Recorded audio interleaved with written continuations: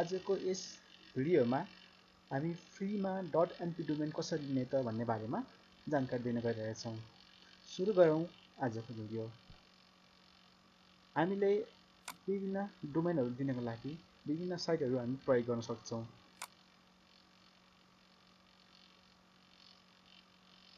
अरु साइटहरुमा हामीले पैसा चाहिँ तिर्न पर्ने हुन्छ भने .np डोमेन लिन चाहिँ हामीले फ्रीमा युज गर्न सक्छौं अथवा फ्रीमा चाहिँ हामीले त्यसलाई लिएर प्रयोग गर्न सक्छौं। सुरु गरौँ। त्यसको लागि चाहिँ हामी ब्राउजरमा गएर register.com.np भनेर टाइप गर्छौं र यसलाई इन्टर गर्छौं। त्यसपछि सबभन्दा पहिले हामीले कुन डोमेन चाहिँ फ्रीमा लिन सक्छौं त भनेर हामी हेरौं। यहाँ भित्र गएर हामीले .com.np, .edu.np, .gov.np, .net.np, .org.np, .info.np, .mil.np, .name.np, .coop.np लिन हामी सक्छौं। अब यी चाहिँ फरक अवस्थामा अथवा फरक केसहरुमा लिन पर्ने हुन्छ। जस्तै .gov.np भनेको सरकारी संस्थाहरुले मात्र पाउने भए, .net.np भनेको चाहिँ इन्टरनेटसँग सम्बन्धित संस्थाहरुले मात्र पाउने भए, .org.np भनेको विभिन्न संघ संस्थाहरुले पाउने भए, त्यही अनुसारको चाहिँ हामीले आफूले कुन खालको लिन खोजेको त्यो अनुसारको चाहिँ चुज गर्न सकिन्छ। अब व्यक्तिगत रूपमा अथवा अरु संस्थाहरुले नि चाहिँ हामीले .com.np चाहिँ सजिलै लिन सकिन्छ। व्यक्तिले लिन सक्यो अथवा अरु संस्थाहरुले अथवा कुनै कम्पनीहरुले लिन सकिन्छ। अब आज चाहिँ हामी .com.np को बारेमा हामी हेर्दै छौं। व्यक्तिगत रूपमा कसरी लिने। अब त्यसको लागि चाहिँ सबभन्दा पहिले हामी यहाँ माथि युजर लगइन भन्ने ठाउँमा क्लिक गर्छौं। यदि हामीले अगाडि नै एकाउन्ट बनाइसकेका छौं भने हामी सिधै इमेल आइडी र पासवर्ड हालेर लगइन गर्छौं। होइन हामी नयाँ छौं भने चाहिँ हामी क्रिएट युजरमा गएर युजर क्रिएट गर्छौं। अब यसमा गएर फुल नेम राखौं, युजर इमेल, पासवर्ड र कन्फर्म पासवर्ड गरेर क्रिएट गरौँ। त्यसपछि एउटा लिंक आउँछ, त्यो लिंक चाहिँ मेलमा गएर हामीले भेरिफाई गर्नुपर्ने हुन्छ। त्यति गरिसकेपछि अब हामी यसमा लगइन गरौँ।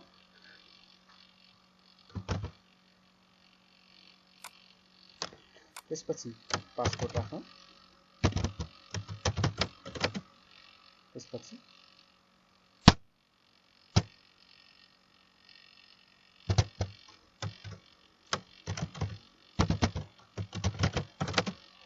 यसलाई साइन इन गरौँ।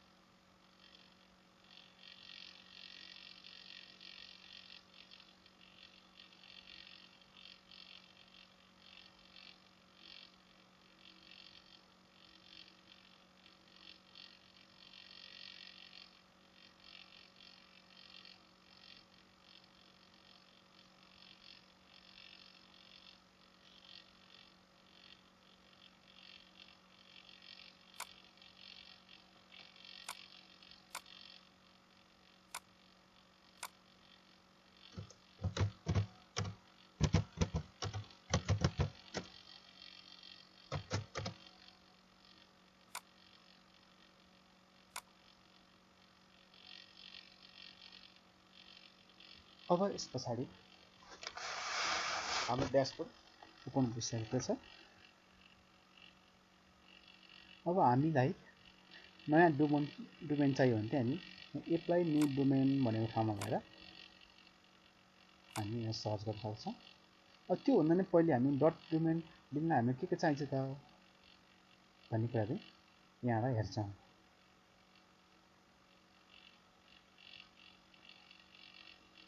यहाँ गएर how to register dot NP domain भनेको पेजमा गएर हामी के चाहिन्छ भन्ने कुरा चाहिँ हेर्न सक्छौँ।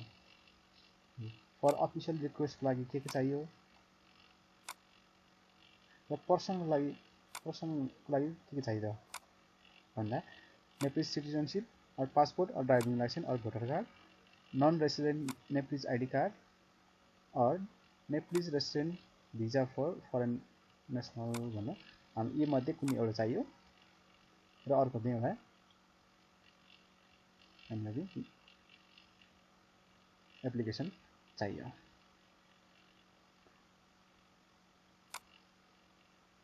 अब हामी सुरु गरौँ। अब एप्लिकेसन चाहिँ हामीले ह्यान्ड रिटन लेखेको हुनु पर्यो। यसरी म यहाँ स्याम्पल देखाउँछु। यही खालकोमा हामीले ह्यान्ड रिटन चाहिँ एप्लिकेसन बनाउनु पर्छ।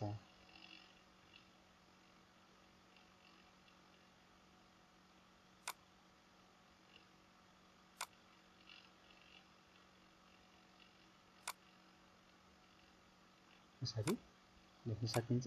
तल चाहिँ हाम्रो चाहेको डोमेन नेम कुन हो त्यो लेख्दै आफ्नो नाम र ठेगाना सही गरेर गर्नुपर्छ। अब सुरु गरौँ। अब हाम्रो त्यो डोमेन छ कि छैन पहिले चेक गर्न पर्यो।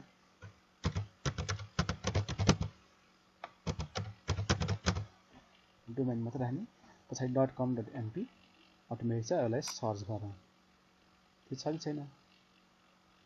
यसले चाहिँ यो डोमेन नेम चाहिँ एभाइलेबल छ भनेर देखाइसकेको छ। छैन भने हामी त्योभन्दा बाहेक अर्को कुनै डोमेन हेर्न पर्ने हुन्छ। यो डोमेन चाहिँ एभाइलेबल छ भनेर देखायो। अब रजिस्टर गर्नको लागि चाहिँ रजिस्टर नाउमा क्लिक गर्ने। त्यसपछि प्राइमरी सर्भर नेम भनेको छ, अर्को सेकेन्डरी सर्भर नेम भनेको छ। अब आफूसँग होस्टिङ गर्ने कम्पनी अथवा होस्टिङ लिइसकेको छ आफूले भने चाहिँ त्यो होस्टिङको सर्भर नेम राख्न सकिन्छ। अब छैन भने एक्जाम्पलमा दिएको अहिले यसलाई कपी पेस्ट गर्ने हुन्छ, पछि हामीले चेन्ज गर्न सक्छौँ। अब मसँग अहिले होस्टिङ छैन भने चाहिँ ए राख्दा भयो। अब छ भने जुन हाम्रो सर्भरको नाम छ होस्टिङ गर्दाखेरि त्यही सर्भर नेम चाहिँ यहाँ राख्नु पर्यो, नेम सर्भर। अब यसमा आफ्नो यहाँ पुरा नेम राख्ने, संस्थाको नाम र संस्थाको दर्ता हो भने चाहिँ संस्थाको नाम राख्नु पर्यो, व्यक्तिगत हो भने परेन। त्यसपछि देश, प्रदेश, सहर, पोस्ट बक्स नम्बर छ भने राख्ने, छैन भने परेन।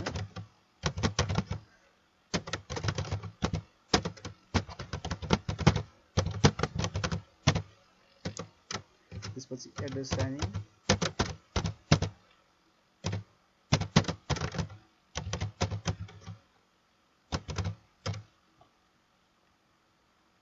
त्यसपछि आफ्नो मोबाइल नम्बर राख्ने। त्यसपछि टेक्निकल कन्ट्याक्ट हुन्छ, टेक्निकल कसले हेर्छ, टेक्निकल सम्बन्धी काम कसले गर्छ उसको नाम राख्न सक्यो, अथवा आफ्नै नाम पनि यसले माथिकै त्यही कपी गरेर राख्न सकिन्छ। त्यसपछि अब हामी सेभ एन्ड कन्टिन्यू गर्छौँ। यसमा हाम्रो यहाँ लेख्न छुटेको छ, हामी भर्छौँ।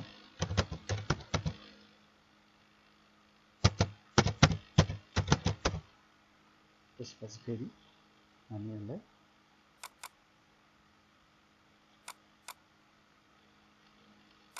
सेभ एन्ड कन्टिन्यू गर्छ।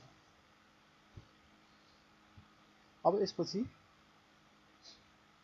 यसले यता साइडमा देखाएको छ require document sample for company organisation भनेको अर्गनाइजेसन र कम्पनीलाई copy of company registration cover letter चाहियो पर्सनल हो भने कपी अफ सिटिजनसिप र कभर लेटर चाहियो अब यसमा डकुमेन्टमा गएर हामी एउटा कभर लेटर चुज गर्छौं जुन हामीले अलरेडी बनाइरहेका छौं यहाँ गएर एट्याच गर्छौं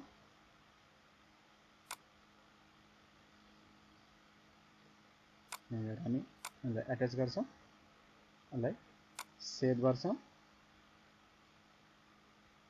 कभर लेटर एट्याच भइसकेको छ अब फेरि चुज गरेर सिटिजनसिप डकुमेन्ट हामी यसमा नि एट्याच गर्छौं यसलाई एट्याच गरौँ यसलाई ओपन गरौँ फेरि सेभ गरौँ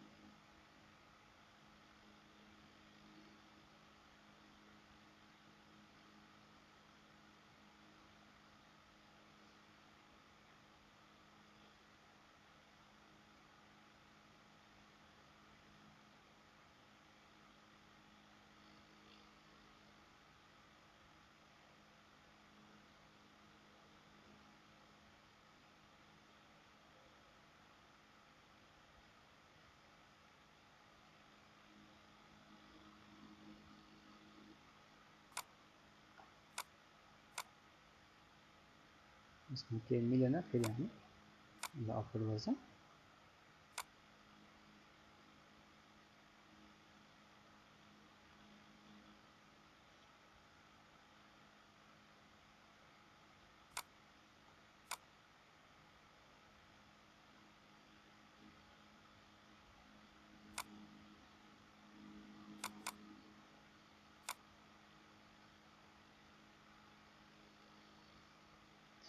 यो फाइल साइज चाहिँ 200 केबी भन्दा कम हुनुपर्छ बढी भयो भने मिल्दैन हाम्रोमा त्यो समस्या देखिरहेको छ